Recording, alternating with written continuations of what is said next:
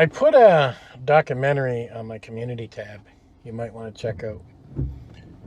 They're talking about water being gone in the western states and many other places. Las Vegas, California, 10 years' time, 20 years' time, there will be no water there. Period. I'll be dead and gone. But for those of you that are living there, I mean, really, it's a time to sell, get out, and move someplace else and start looking at your resources in the area you move to. There are lots of cities to move to in the USA, and you need to start looking at. I mean, water is a primary key resource. Without it, you die. And they don't know what to do. You hear them talking about Lake Mead constantly, but nobody's really taking it serious. The news ain't saying much about it.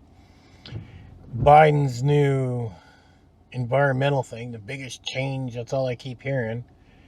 Yet not one Republican voted for it. Well, if it was such a big change, why didn't I see one Republican voting for it? I see people in Minnesota, Indians, yelling that it's not the greatest thing since sliced bread. They say they're just twisting it around so they can mine more of the mineral they need for batteries for vehicles. So, obviously, another agenda for the rich to get richer. It's not something that the average American or the poor will be able to benefit from. They did talk about giving, I think it was $7,000 to people that buy electric cars, but most of the electric cars are not on the list. I don't know. But the water is becoming a big factor now. A very, very big factor. Afghanistan is in trouble. I mean, we don't have a reason to fight there anymore at all. They're going to be dying within the next 4 or 5 years of no water. Germany has no idea what they're doing. They got a whole platoon of scientists trying to figure out the problem. It seems like water is what wars are going to be fought over soon to be. I remember back probably 10 years ago, I remember videos being made on people saying, water is the new gold, like oil is gold. And I was like, how's that possible? And then we had people like Bill Gates and other government officials that were up by the Great Lakes there, that you have Canada on one side and America on the other. And they apparently were drilling into the Great Lakes and pumping it out, millions and millions of gallons. What they were doing with it, I don't know. But Canada couldn't do nothing about it because it was on the American side. Canada was yelling about it, I remember back then. But I never seen anything really come from it. Now, in Tennessee, where I live, this river you're looking at right here is called the Buffalo River. This river is, 4 blocks maybe from my house. I literally could walk here. It looks a little low. It's usually a little higher. But we've been pretty hot here lately. It's raining today, which is something we need. And that's a good thing. I drove right down here with the truck in 4-wheel drive. I mean, if I wanted to, I could pump water out of it into a jug in the back of my truck and take it home. But we usually do get quite a bit of rain. There is another river called the Tennessee River, which is much bigger, which is not too far from my home either. So we really don't have a lack of water here. A lot of farms, a lot of places here, a lot of people living off grid have their own ponds. None of them are dried up. A lot of people stock them with their own fish, and they do that. So we have no real shortage here. So it doesn't look like Tennessee is going to suffer any problems with water. But what happens to those states like Vegas or California? What are they willing to pay for that water? Is that the new business? I mean, Do you buy land beside a river, and what are the rules or regulations? Can I just pump as much as I want into a transport truck and drive it to Las Vegas? And, what am I going to be charging them? Obviously, a premium, and making quite a bit of money. So it's really looking like water is going to be your number one prep soon. And I only seen a couple preppers talking about it. Most of the preppers I've seen them talking about Donald Trump, like that does anything. But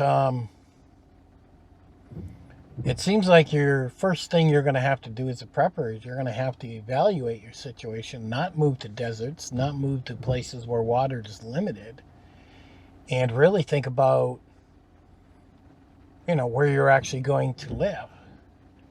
Now, I know for a fact that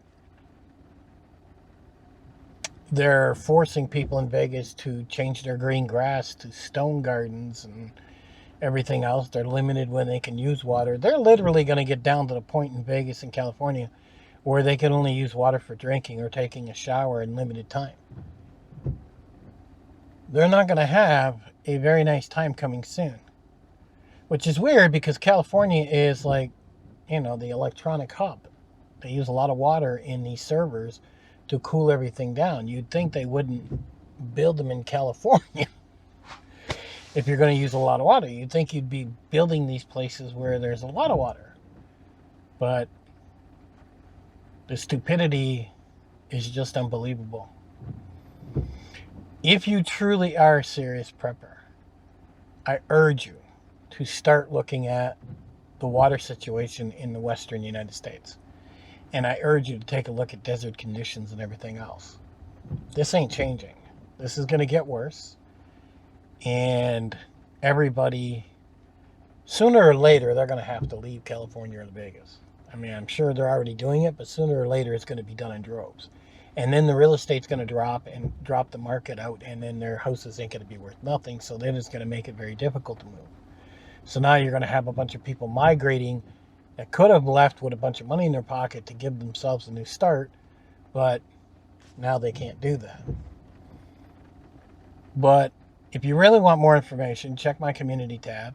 Go watch that documentary. It's a good 45 minutes. I know most of you guys just like to skip through videos. You'll watch like 2 minutes and say, okay, I'm good. And actually, I don't know what's the point of watching videos if you're not watching the whole thing. But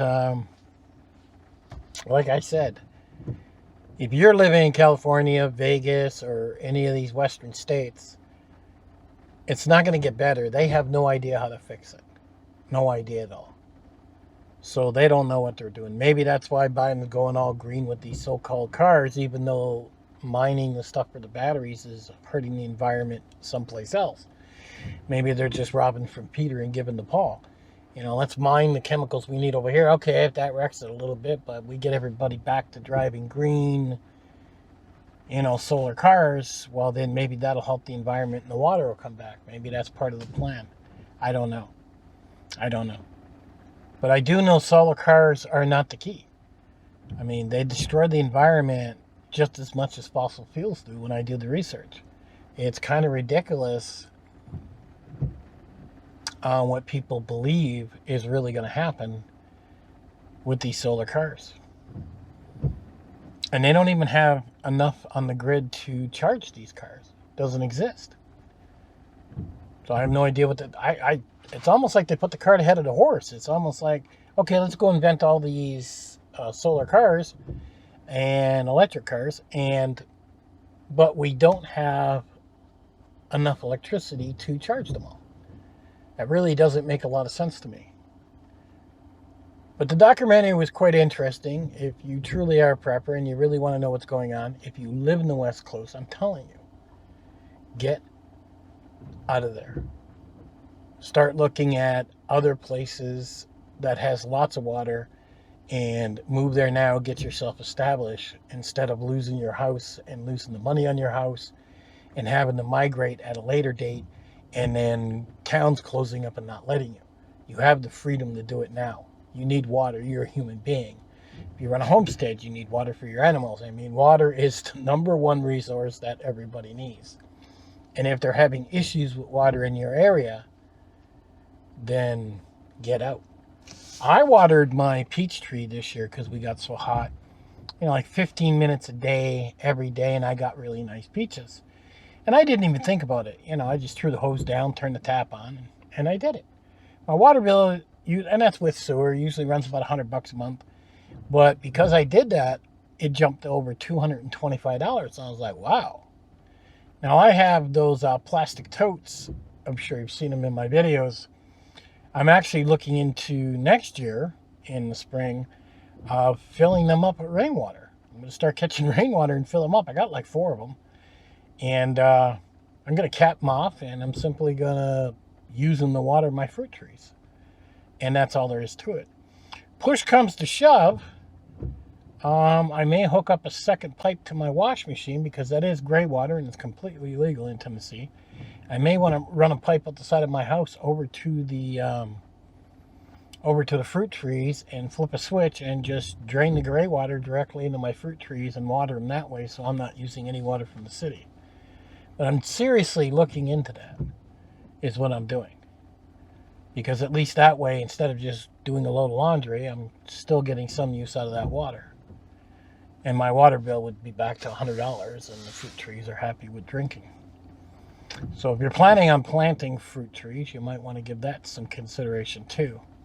Or getting some big totes. You can usually get them for $50 to $100 on Craigslist if you look around on Facebook on how you're going to store a little bit of water so your water bill don't climb. But like I said, if you haven't, go watch that video in my community tab. It might open your eyes.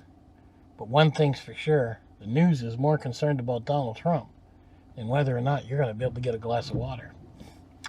I'll catch you guys on the next one.